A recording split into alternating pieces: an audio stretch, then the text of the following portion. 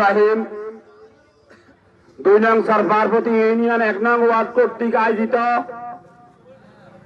আজকের এই নির্বাচনী গণমিছিলের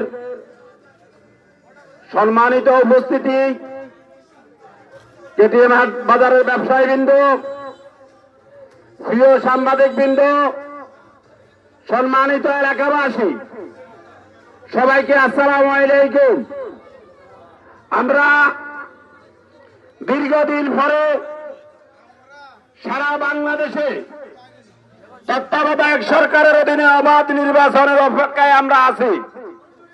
12 তারিখ অবাধ নিরপেক্ষ নির্বাচন হবে। আমরা অবাধ নিরপেক্ষ নির্বাচন এবং শান্তিপূর্ণ নির্বাচনের প্রস্তুতি নিচ্ছি। তবে যদি শান্তির পরিবেশকে নষ্ট করতে চান, তার পরিণতি কিন্তু ভালো হবে না। আপনারা পরিস্থিতি নষ্ট করতে চাইলে আমরা পরিস্থিতি ভালো রাখবো না। তবে আমরা একটা কথা বলতে চাই, আমরা এলাকায় সবাই বসবাস করব।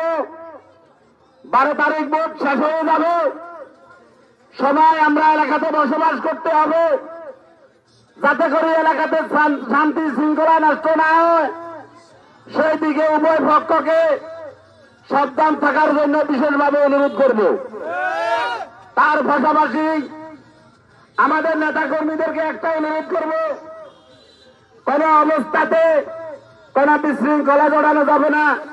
সবাই ধৈর্যের সাথে এই নির্বাচন সম্পন্ন করতে হবে, যাতে করে নির্বাচনের কোন পরিবেশ নষ্ট না হয়, যাতে করে সুষ্ঠু নির্বাচনের পরিবেশ নষ্ট না হয়, যাতে করে 12 তারিখের নির্বাচন বাধাগ্রস্ত না হয়।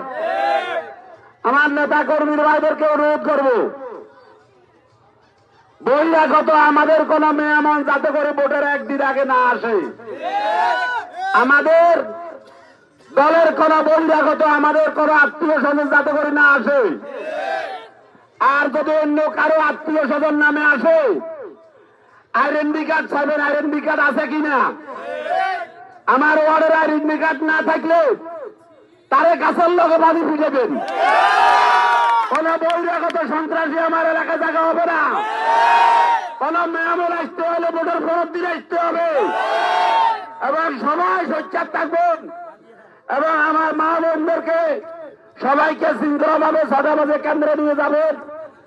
আমাদের 9 তারিখে গণমিছিল আছে ইউনিয়ন ব্যাপী, সবাই গণমিছিলে অংশ নেবেন। আমাদের বাইরে মিছিল করেছেন, খুব কষ্ট করেছেন, মুরব্বীরা কষ্ট করেছেন, প্রিয় সাংবাদিক ভাইরা কষ্ট করেছেন। আমাদের প্রশাসনের বাইরে আমরা দেখছি নিরাপত্তা জনিত কারণে রোডে টহলে ছিলেন। সবাইকে আমাদের বিএনপির পক্ষ থেকে, আমাদের দেশনায়ক তারেক রহমানের পক্ষ থেকে, আমাদের দারুল শিশের ভাট্টির পক্ষ থেকে, জনাব আলহাজ ফখরুল ইসলামের পক্ষ থেকে সবাইকে ধন্যবাদ জানিয়ে, এবং আমাদের আজকে নাস্তা আছে, সবাই নাস্তা খেয়ে যাবেন, এই অনুরোধ রেখে সবাইকে ধন্যবাদ জানিয়ে আমি আমার বক্তব্য শেষ করছি। আসসালামু আলাইকুম।